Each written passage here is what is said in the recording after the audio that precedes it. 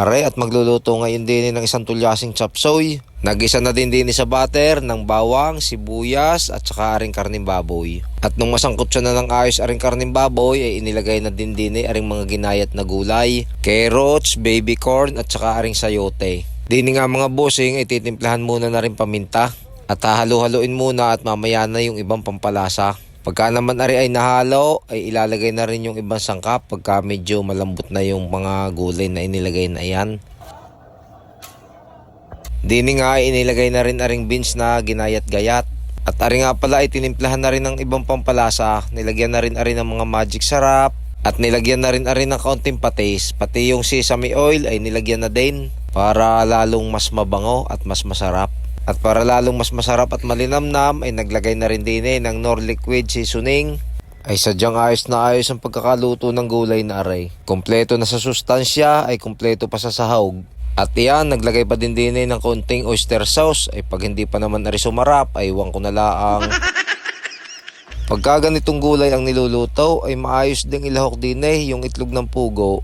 Masarap din ilagay yung atay balon-balunan ng manok. Kaya lang ang inilagay namin ay yung kasim ng baboy para maiba naman. Ari na may masarap din.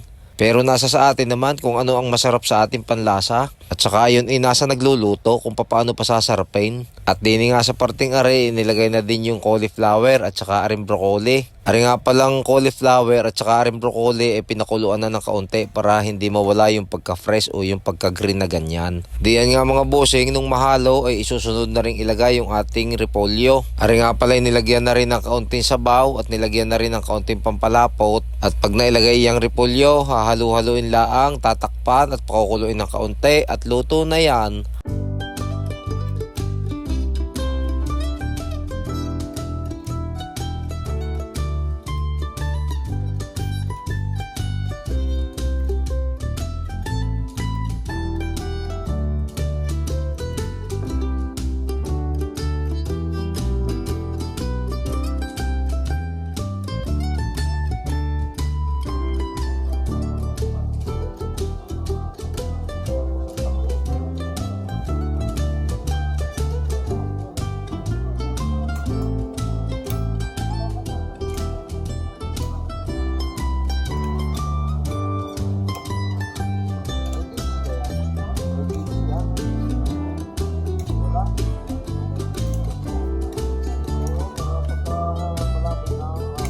At aray, luto na ang ating isang tulyasing chopsoy. At dahil nga aray order, di siyempre tatakalin na ng garna ilalagay sa canister. Tapos aray babalutin lang, ipapake at i-deliver na uli. Ay siya, paano? Hanggang dito na lang aray at maraming salamat. God bless po.